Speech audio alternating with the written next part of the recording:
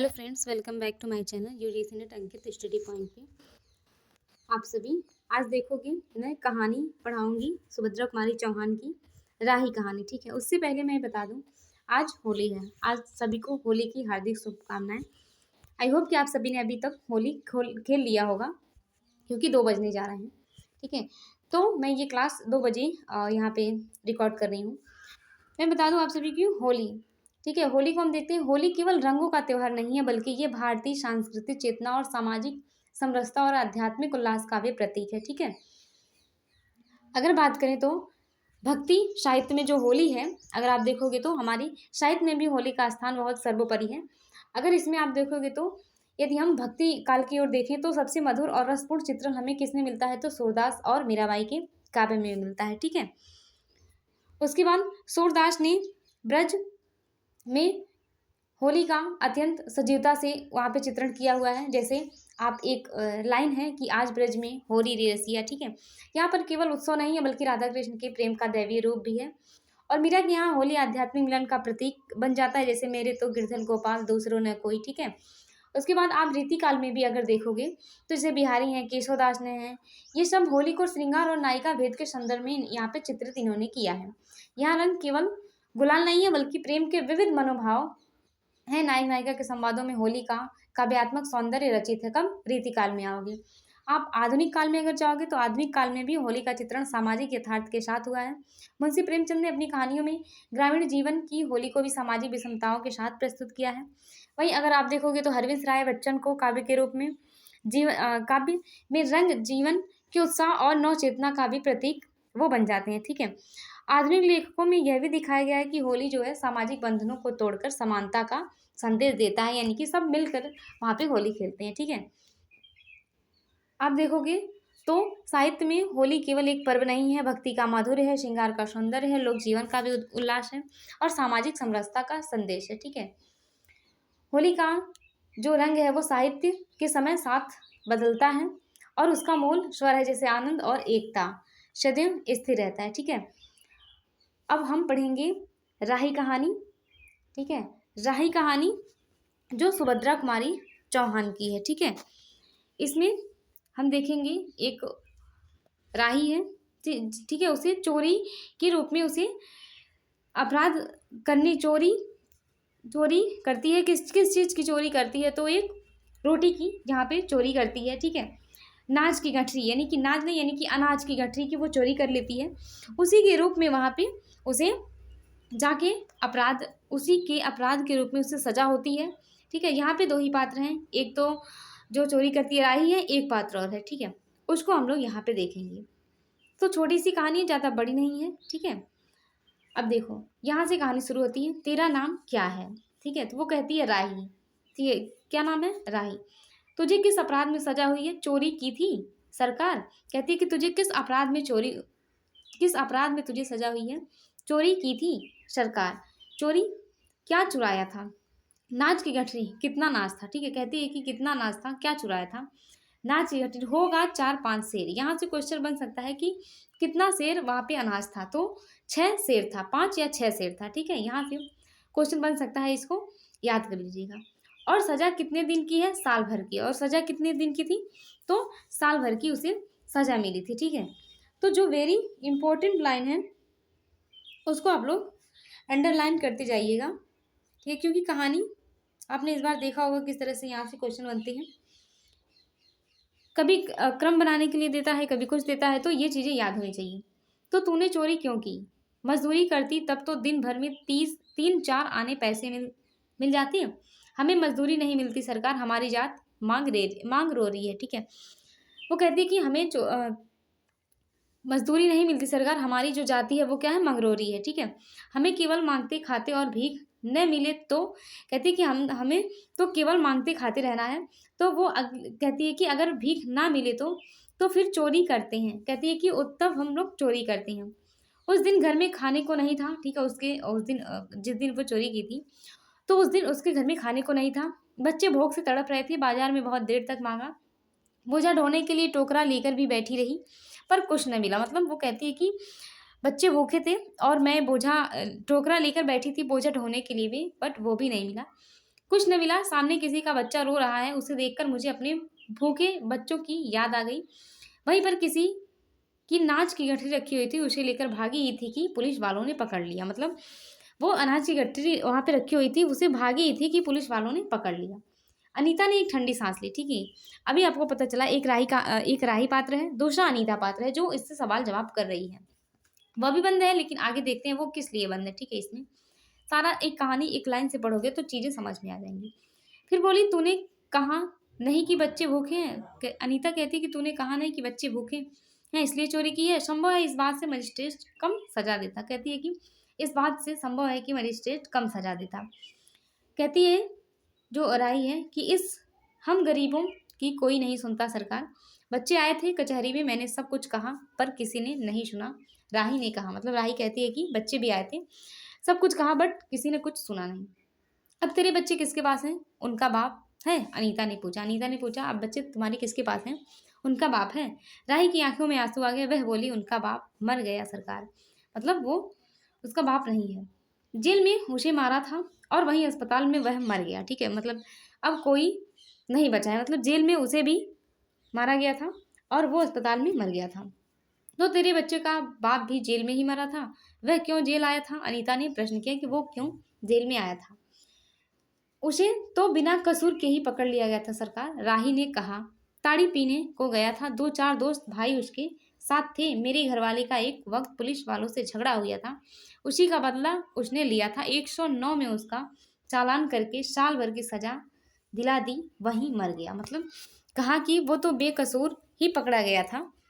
राही ने कहा, ताड़ी पीने गया था, राही का जो हस्बैंड है, तो उसके 2-4 दोस्त भाई उसके साथ थे और उसके जो राही थी उसके घर वालों से कुछ झगड़ा हो गया था पुलिस वालों का, उसी का वो बदला लिया था। 109 की धारा उसे लगाकर साल भर के लिए उसे जेल में डाल दिया था, वहीं वो मर गया था।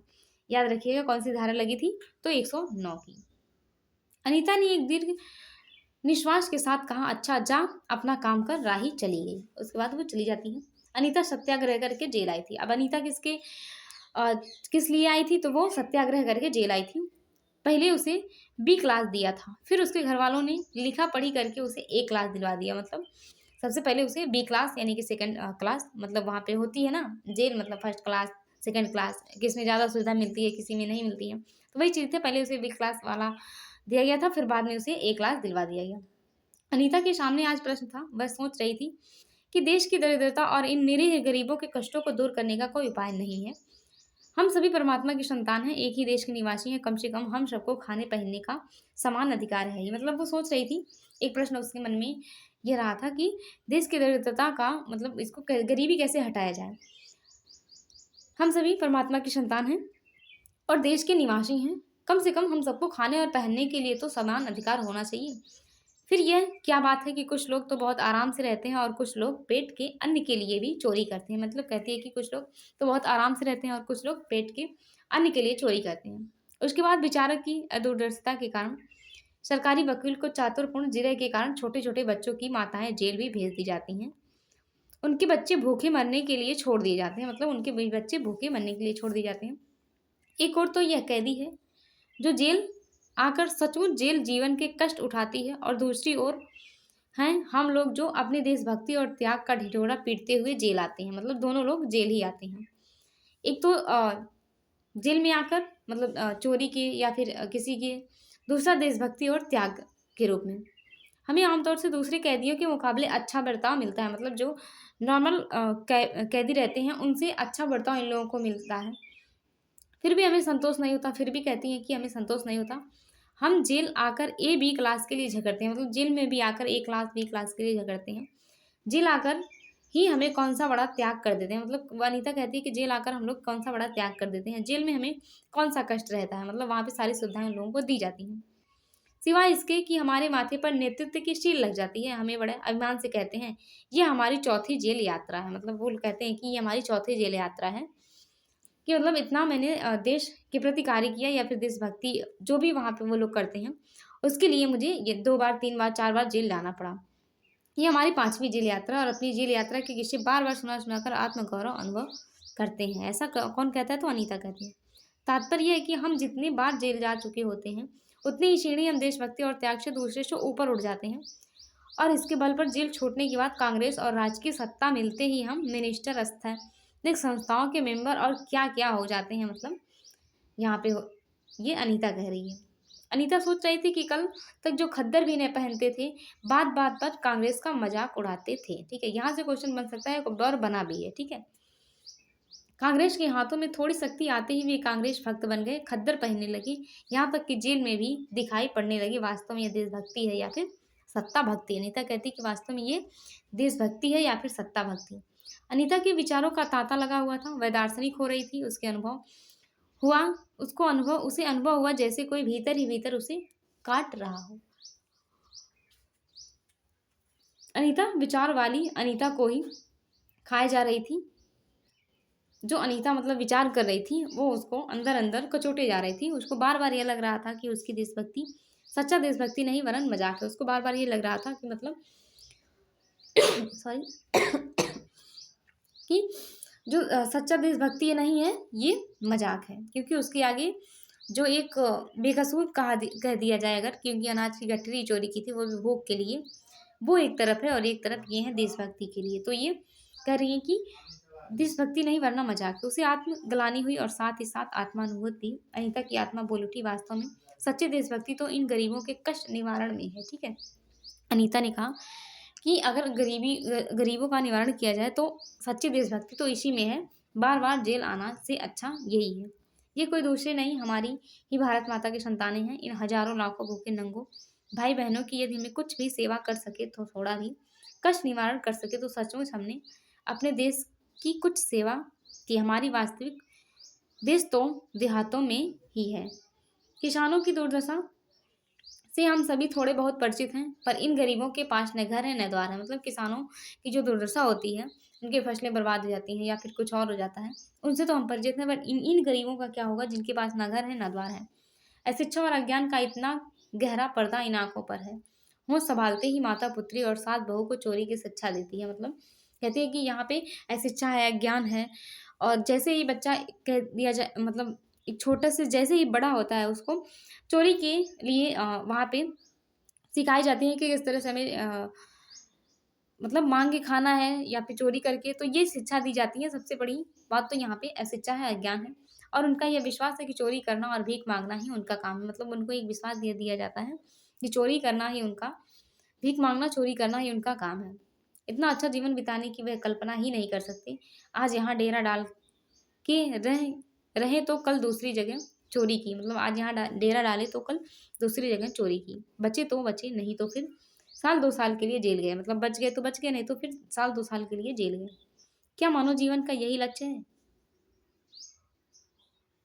कहते हैं कि क्या मानव जीवन का यही लक्ष्य है? लक्ष्य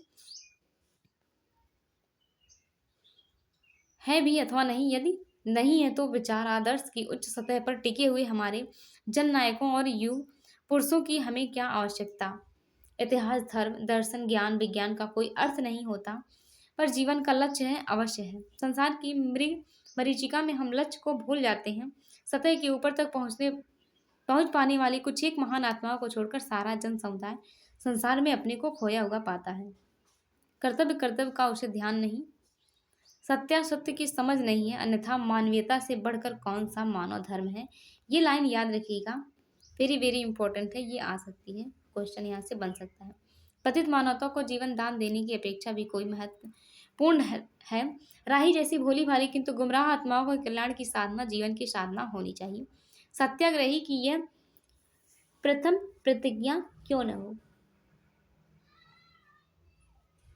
अनिता कहती है कि जो सत्याग्रही की यह प्रथम प्रतिज्ञा क्यों न हो, देशभक्ति का यही मापदंड क्यों न बने। अनीता दिन भर इन्हीं विचारों में डूबी रही। शाम को भी वह इसी प्रकार कुछ सोचते सोचते सो गई। रात में उसने सपना देखा कि जेल से छूटकर वह इन्हीं मंगरोरी लोगों के गांव में पहुंच गई है। वहां उसने एक छोटा सा आश्रम खोल दिया है। उसी आश्रम में एक तरफ छोटे बच्चे पढ़ते हैं और स्त्रियां सूत काटती हैं, दूसरी तरफ मर्द कपड़ा बुनते हैं और रोई धुनते हैं। शाम को रोज उन्हें धार्मिक पुस्तकें पढ़कर सुनाई जाती हैं और देश में कहा क्या हो रहा है यह सरल भाषा में समझाया जाता है। वही भीख मांगने और चोरी करने वाले आदर्श ग्रामवासी हो चले। मतलब वो सोई तो उसको ये सपना आया कि ये चीज़ें हो रही हैं। रहने के लिए छोटे से छोटे घर बना लिए हैं। राही ने अनाथ बच्चों को अनीता अपने साथ रखने लगी है। राही के जो अनाथ बच्चे थे, अनीता यही सुख स्वप्न देख रही थी। रात में वह देर से सोई थी। सुबह 7 बजे तक उसकी नींद न खुल पाई। अचानक स्त्री जेलर ने आकर उसे जगा दिया और बोली, आप घर जाने के लिए तैयार हो जाइए। आपके पिता बीमार हैं। आप बिना शर्त छोड़ी जा रही हैं। अनीता अपने स्वप्न को सच्चाई में परिवर्तित करने के लिए मधुर कल्पना ले घर चली गई। मतलब ये चीज़ें कि इतना-इतना चीज़ें उसे करना है। देखिए, बताइए बताइए यहाँ तक कोई प्रॉब्लम हो तो बताइए? ठीक है, फिर मिलते हैं नेक्स्ट क्लास में। बताइएगा ये कहानी कैसी लगी और ये क्लास आप सभी को कैसी लगी। वैसे मैं काफ़ी दिनों के बाद क्लास ले रही हूँ क्योंकि लाइव रिकॉर्ड नहीं होता है और जो रिकॉर्डर था वो भी स्पेस नहीं था। इस वजह से क्लास थोड़ी रुक गई थी, तो उसके लिए थोड़ा माफ़ी चाहूँगी। बाकी मिलते हैं नेक्स्ट क्लास में।